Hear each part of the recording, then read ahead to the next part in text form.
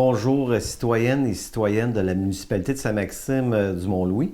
Donc, je vous parle aujourd'hui, c'est que je vais faire un petit peu un bilan des deux derniers mois, là, des décisions, des sujets importants dans notre municipalité. Donc, je vais commencer tout d'abord par la résidence Saint-Maxime.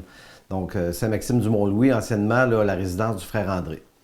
Donc, dès les premiers jours de janvier, tout le monde en a entendu parler, il y a eu une grosse éclosion de COVID à la résidence. Il y a eu plusieurs résidents et même quelques employés qui ont été affectés par ce virus. Heureusement, aucun cas n'a nécessité une hospitalisation et cela est dû en grande partie au bon travail des employés. Et je profite de ce message pour les féliciter et souligner leur engagement et leur bon travail qui a permis que tout se passe bien. Aussi, j'aimerais souligner l'importance aussi du soutien du CI3S dans ce dossier. Et immédiatement, ou même pendant cette pandémie-là, on a eu notre nouvelle coordonnatrice qui avait été embauchée à l'automne et qui a débuté le 10 janvier, donc tout était en cours. Elle est venue amener du renfort en pleine pandémie. Madame Bouchard est maintenant la nouvelle coordonnatrice de la résidence Saint-Maxime. Donc, elle est là depuis janvier. Par le même message, j'aimerais aussi remercier Madame Anne-Marie Dupuis, qui a pris la relève à l'administration cet automne et qui a assuré avec brio l'intérim. Finalement, je peux vous parler aussi de la résidence. Je ne peux vous parler de la résidence sans souligner l'excellent travail de Mme Carole Mimeau. Mme Carole siège sur le CA depuis plusieurs mois, quelques années, et elle a investi énormément de temps pour soutenir l'équipe qui est en place. Donc, merci beaucoup, Mme Carole.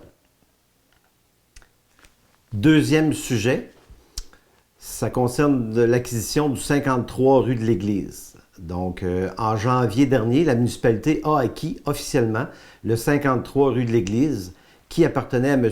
Gérard Lapointe. Sur ce terrain, on y retrouve une grande maison et un immense terrain. Le choix du conseil d'aller de l'avant pour cet achat est dû à la problématique de logement qu'on vit ici dans notre municipalité et des maisons disponibles pour accueillir de nouvelles personnes ou de nouvelles familles dans notre municipalité. Durant ce mandat, donc votre conseil travaillera avec l'aide d'organismes qualifiés en urbanisme à aménager ce terrain. C'est encore au stade embryonnaire, mais le potentiel est là pour développer un beau quartier résidentiel. Troisième sujet d'importance, le dossier MADA. Donc, le comité MADA, donc c'est MADA qui signifie Municipalité Amis des aînés. Donc, en janvier, le comité a repris ses activités. L'embauche d'un nouvel agent à la MRC, M. Cossette, a permis de relancer ces rencontres-là et de remettre de l'avant le comité. À ce jour, 2 rencontres ont eu lieu. La première pour faire état de la situation et revoir les principes de base de la démarche MADA. Et la deuxième rencontre, le plan d'action et les objectifs ont été revus pour une mise à jour. Donc, il y aura aussi une autre rencontre en mars et je vous ferai peut-être un résumé de cette rencontre-là. Dernier point, ceci concerne la résidence pour aînés Marais-Montagne, donc la résidence qui est tout près du garage Crevier. La résidence fait face présentement à une problématique. L'organisme est à la recherche d'une ou d'un cuisinier. Si vous êtes intéressé ou connaissez une personne intéressée, je vous invite à communiquer directement avec la directrice, Mme Arlène Dugas, donc au 418-797-2003. Bonne journée à tout le monde.